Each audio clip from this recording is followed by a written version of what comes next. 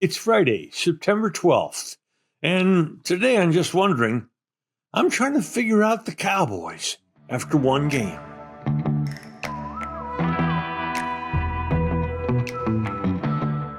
And now, a word from our title sponsor. Eyeing retirement?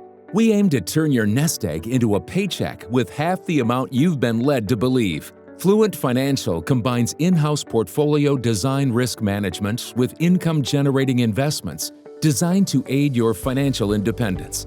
Our goal is to develop an effective portfolio strategy to help you retire sooner and have a better lifestyle. Fluent Financial can also implement a program that allows business owners to install a cash balance plan, which may potentially reduce income tax payments. You've worked hard to become successful. Let us help develop an effective portfolio strategy that works for you. Learn more today about Fluent Financial. Retire sooner, better lifestyle.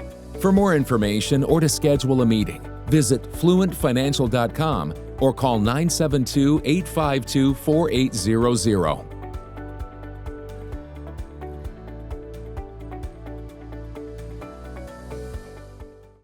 What does one game mean in the NFL?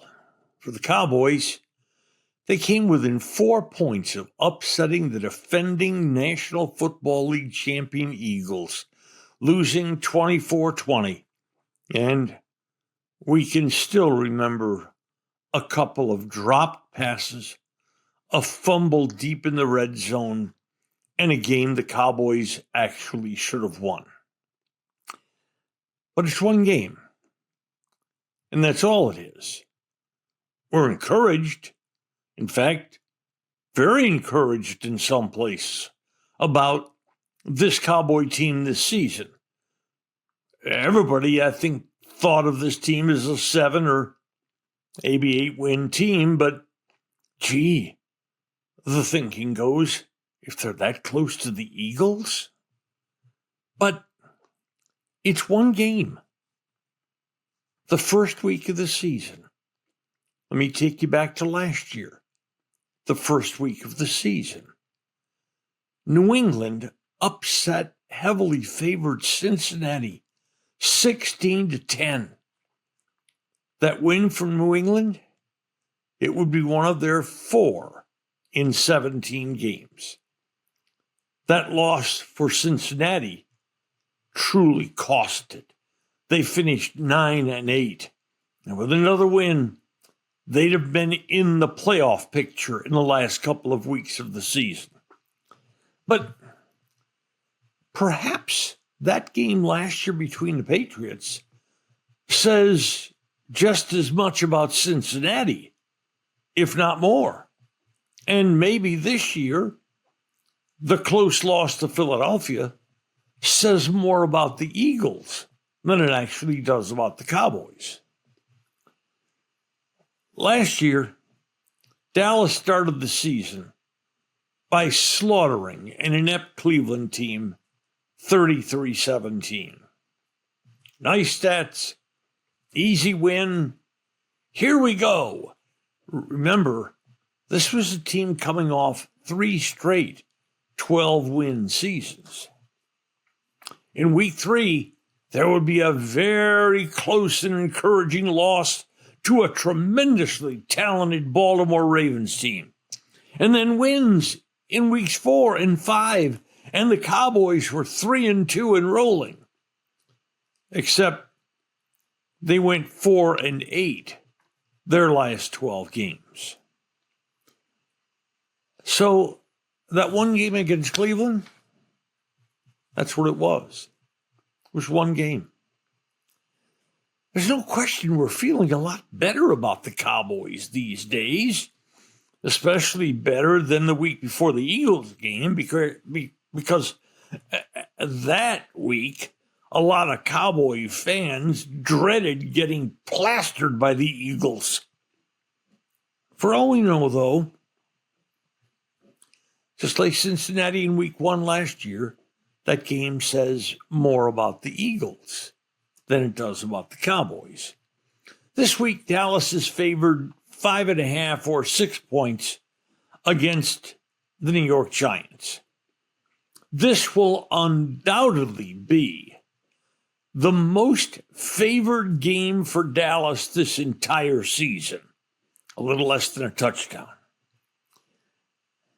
But now comes the news that Dallas will be without star cornerback Daron Bland. It's a blow to Dallas, especially at a position they do not have any significant depth, because last year's third-round draft choice, Shavonna Ravel, is on injured reserve trying to recover from a knee injury suffered last college season. And last year's number 5 draft pick, Kalen Carson, he's on the injured list too. So you subtract Bland, and you could make a case where Dallas is missing 3 of its top 4 cornerbacks this week, and another, Trevon Diggs, the 4th of that top foursome, is just trying to work his way back from a significant injury, and in game 1, played less than half the plays defensively in the game. But for the Cowboys, they've got to win this game. It's a virtual must-win if the Cowboys are to be anything this season. The Giants last week against the Washington Commanders looked like the Giants team the Cowboys have beaten 8 straight times and 15 out of the last 16. Could they run the ball? Well, no. Could they throw the ball well? Well, no. Their quarterback, Russell Wilson, he simply looked old. But that was also only one game. Sunday's result will give us a little better read on the season, on whether Dallas might be good or bad or mediocre. But right now, Cowboy fans don't even want to think about the possibility of losing to the Giants. Next up, college football. And another slate of games full of cream puffs. What do you want from your favorite restaurant? Fantastic personal service? A cheery, welcoming, spotless atmosphere? And, of course, great food. The primest of beef, wagyu and lamb, incredibly fresh seafood, lobster, salmon, shrimp, Hall of Fame food from a Hall of Fame restaurant, 2 locations of Bob's Steak and Chop House, the original Bob's on Lemon Avenue, and the gorgeous new Bob's at Craig Ranch, McKinney. My wife Mary's the co-creator of Full Moon Healing Balm, and I guess I'm the reason this terrific cream was developed. A few years ago, I began getting these huge, ugly blood blotches just beneath the skin of my arms and hands. The condition's called senile purpura. And no, you don't have to be senile to experience this embarrassment. It happens as you age, and then to cover it up, we begin wearing long sleeves even when it's hot. It took 2 years working with a New Jersey lab to refine the all-natural ingredients of Full Moon Healing. Gently massage a very small amount into the skin, and within a day, the blotches begin to fade. Senile purpura usually takes weeks to disappear, but this balm cuts the timeline to about a week. And ordering's so easy. Just go to the website, fullmoonhealingco.com. Okay, this weekend's college football game, the good and the pretty good teams, loads of them are again scheduling bums. I want to be kind, but compared to the better teams in the country, they're bums. Like last week, when popping up on the schedules of good to very good teams were foes like Northwestern State, not Northwestern. This is Northwestern State that lost to Minnesota by 66. East Texas A&M, a 74-point loser to Florida State University. Kennesaw State, they came within 47 points of Indiana. There's Austin Peay and Grambling, a 70-point loser to Ohio State. Gardner-Webb, East Tennessee State, 55 points worse than Tennessee. Cal Poly, only 52 points worse than Washington. Bethune-Cookman, North Carolina A&T, and UC Davis that managed to lose to Washington by 60. And this week, some of the top teams again are scheduling. Teams like Indiana State, Towson, Samford, not Stanford. This is Samford. Houston Christian, which is going to get fed to the Lions. Northwestern State, they're back on the schedule again.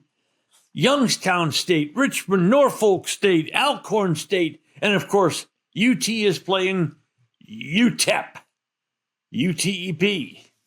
You take them points. But why do really good teams schedule teams like this? Well, first, it's an easy win.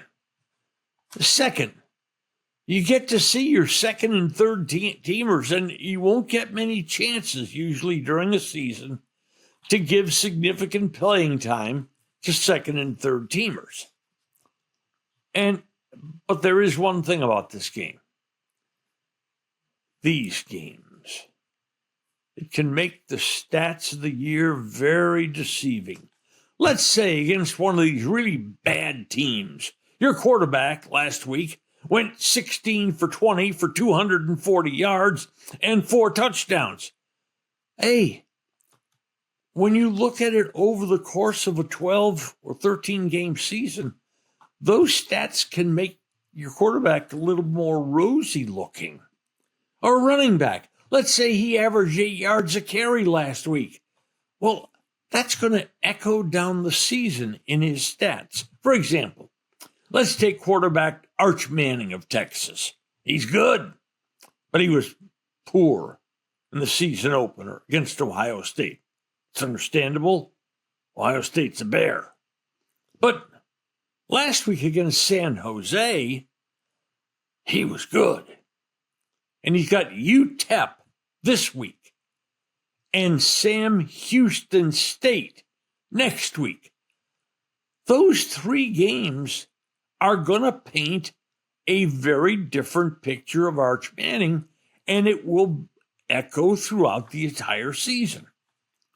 But there's loads of players like Arch Manning, loads of them in American college football.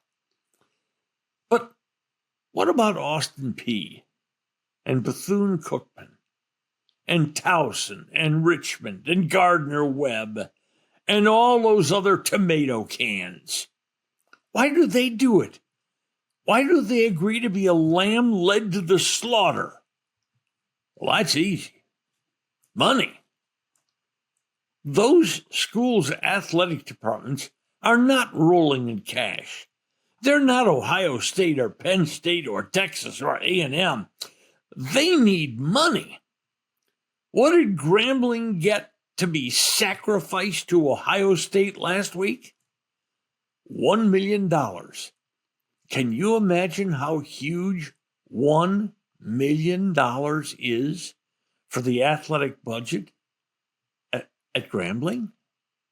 And by the way, this week, Ohio State will pay Ohio $1.9 million to visit them. Hey, this is never going to change. It's been tradition, and it's going to be tradition. And there are a few good games this weekend. A&M at Notre Dame, Alabama home to Wisconsin, Georgia at Tennessee. But the real college football schedule kicks off next week and the week after. And now a word from our title sponsor. Today's episode has been brought to you by Fluent Financial, Retire Earlier, Live Better, and by Bob's Steak and Chop House on Lemon in Dallas and in Craig Ranch in McKinney. Bob's, a Dallas tradition for more than 30 years. If you've enjoyed Just Wondering, please hit follow, and a fresh new episode will land in your mailbox early every Monday, Wednesday, and Friday morning. Should you know a sports fan who might like our work, please share our contact information with that person. Just Wondering is technically directed by my wife Mary, who is also occasionally a talent on the show. It's produced by Mike Matern, edited and posted by Ashley Bullington. Thanks for listening to today's episode of Just Wondering. I'm Norm Hitzges, and know that every day I'll be just wondering about something. And I'm Mary Hitzges, and I'll just be wondering too.